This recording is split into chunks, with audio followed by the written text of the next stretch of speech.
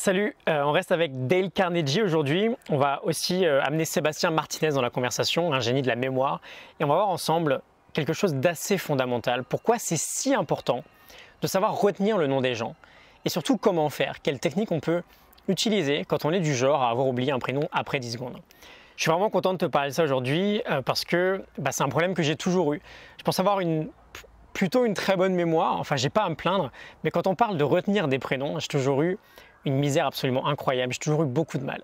Tu connais peut-être la situation, tu arrives en soirée, tu fais la bise à quelques nouvelles personnes, chacun dit son prénom, et toi tu es là, tu viens d'entendre le prénom, tu sais que tu vas le retenir. C'est le principe de fluidité qui nous dit ça.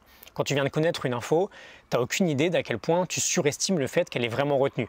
C'est ce qui se passe par exemple quand on relit ses notes et qu'on se dit oui ok c'est bon je le sais, alors que non, c'est normal de penser savoir, on vient juste de le relire, mais c'est pas pour autant que c'est bien imprimé dans la mémoire. Mais bref, finalement tu te rends compte qu'en fait, 20 minutes plus tard, le groupe de personnes au fond de la salle là, tu n'as plus aucune idée du prénom de tout le groupe. Et c'est un peu gênant de redemander un prénom, surtout quand tu vois que la personne en face a retenu le tien.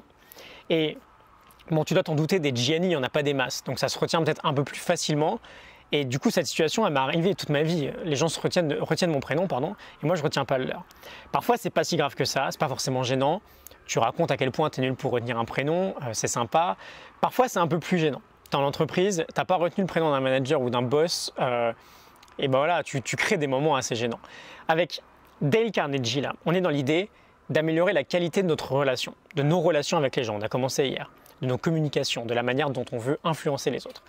Je pense que c'est très clair qu'on marque beaucoup de points dans une conversation quand on s'intéresse très sincèrement à la personne. Il y a de grandes chances que, par exemple, si tu penses qu'une personne est fortement intéressée par ce que tu as à lui dire, parce qu'elle t'a écouté parler et elle a semblé imprégnée par tes paroles, elle marque des points en fait, et tu as un niveau d'appréciation pour elle qui est assez élevé.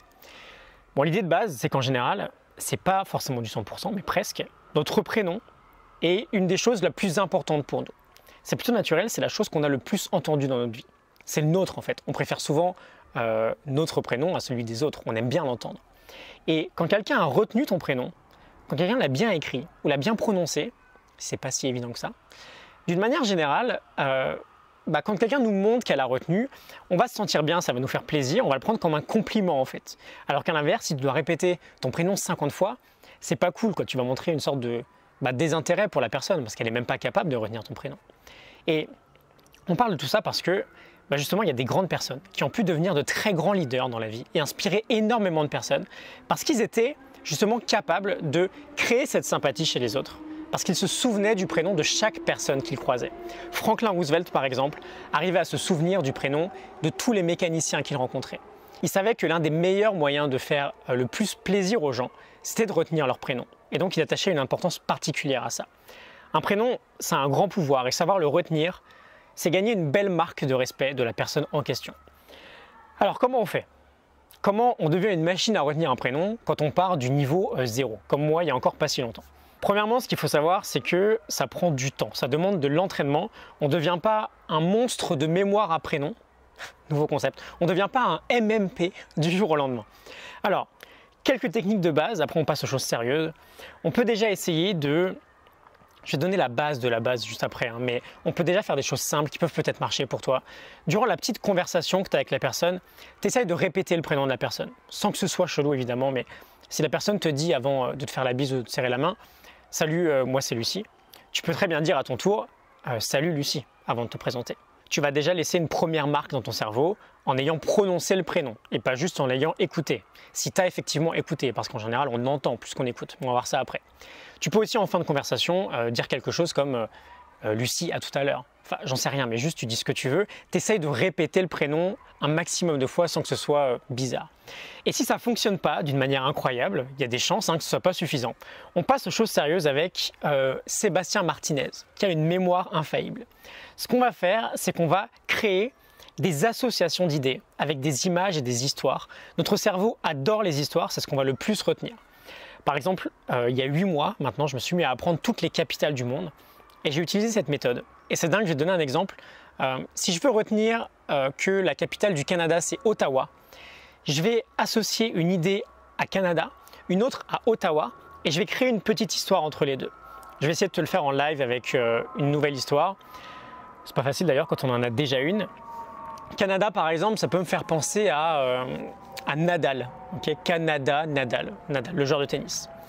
Et Ottawa, ça peut me faire penser à Okinawa. Okay, peu importe, il faut que ça vienne de nous. Okinawa, la petite île des centenaires au Japon. Bon, je vais imaginer par exemple que Nadal joue au tennis sur l'île d'Okinawa.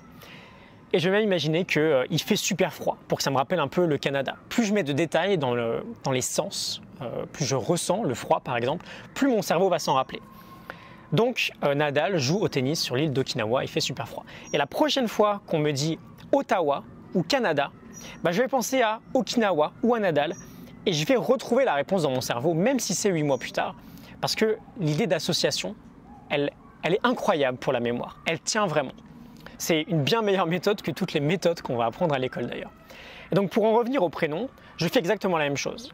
Je croise par exemple Lucie, qui a un petit nez en trompette, petite dédicace.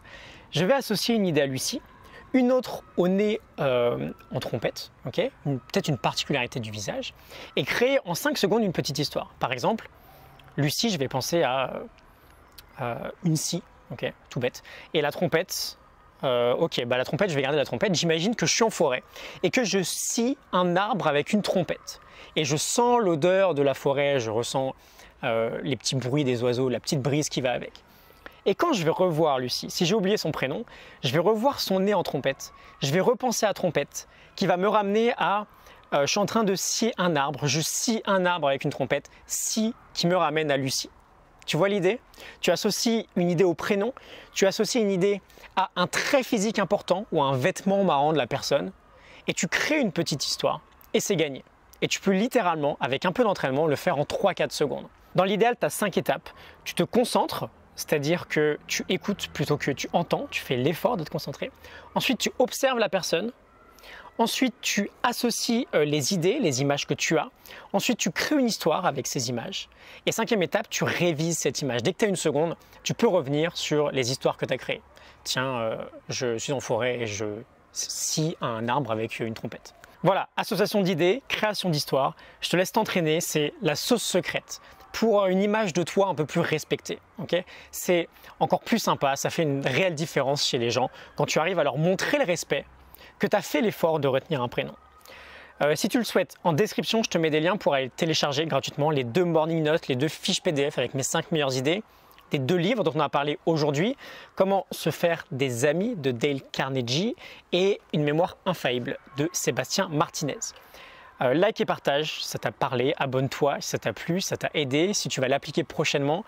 Si tu es nouveau ici, sache que je publie une vidéo par jour pour t'aider à optimiser ta vie, donc n'hésite pas à appuyer sur la petite cloche des notifications, à t'abonner et je te retrouve demain pour un nouvel épisode. À demain, salut!